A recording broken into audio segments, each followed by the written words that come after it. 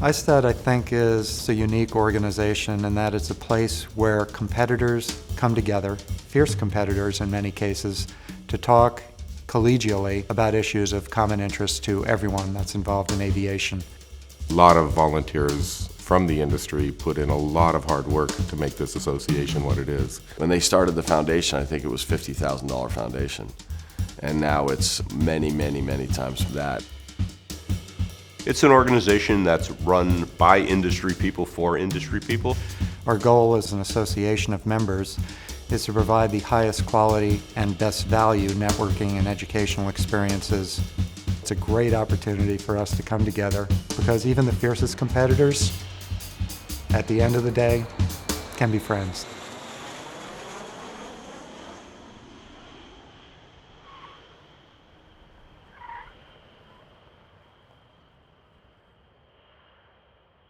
I'd like to tell you that there was a big secretive meeting of all the titans of the industry, and we all got together and said, this is what we've got to do to make the world a better place.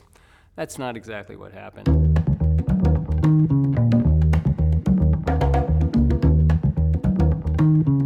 It all came together at the bar of the Roosevelt Hotel in New York City after an AVMARC conference, and many of us were talking about how to proceed. Beginning of ISTAT was really all revolved around the appraisal process. And along about 82, 83, I believe it was, we got formed. We established the organization, and George served as our first president.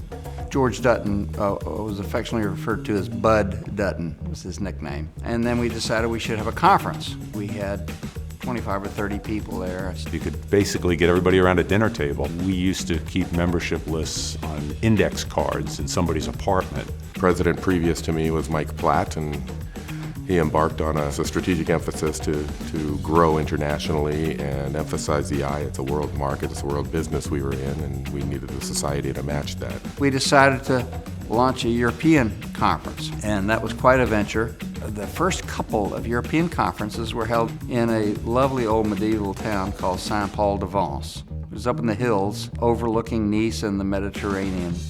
After Europe, then we started the Asian conference, and I worked on that. My initiative on the board for the last few years has been, there's a huge aviation market in Latin America. Used to be a bunch of aircraft traders sitting around in a room and having a few drinks. But now we encompass lenders, manufacturers, all OEMs of all types, engine manufacturers, lessors, maintenance organizations, all walks of life. So over the last 5 years, for example, we've vastly expanded our range of member services. We've introduced a chalet at both the Paris Air Show and the Farnborough Air Show. We've added worldwide holiday receptions, providing an opportunity for ISTAT members to network in December. I, along with another board member, introduced the concept of a women's networking event. In the early days, we had people working very intently on developing an appraiser program, and guys like Jim Matthews and Bill Bath and Jack Fear and to some extent Mort Beyer really developed standards which are the basis for everything that we use today. So I think pretty early on we knew it was going to go somewhere.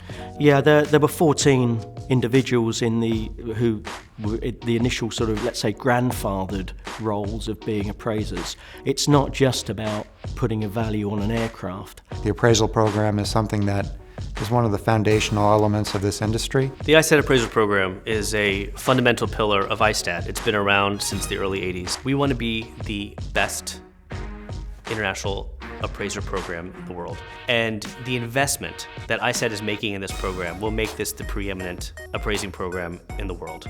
Watch this space. What has happened with the foundation is just, I think it's terribly exciting. It's a proper foundation with unpaid efforts of some really talented people. The greatest need that the foundation has had the opportunity to serve, one that comes to mind would be the disaster in Haiti, which was actually the founding of Airlink. We see the foundation growing now to levels that many of us who've been around for a long time never expected the foundation to be at. One of the pillars to our strategy is how do we accommodate the growth? How do we plan for the growth? How do we make the members' experience in this association as personal as it used to be when we were much smaller? And it's quite a challenge. It's good like that. It's evolved as the industry has. And I think the membership and the board have worked well together to be able to break the big conferences up into smaller ones. It's been dynamic. I mean, we've tripled our growth in the last 10 years. Our membership will continue to grow over the next 5 years. Our conferences will probably get a little bit bigger in Europe and in the Americas, and we plan to do some things in China to help us increase our membership. Looking forward, the future is Asia.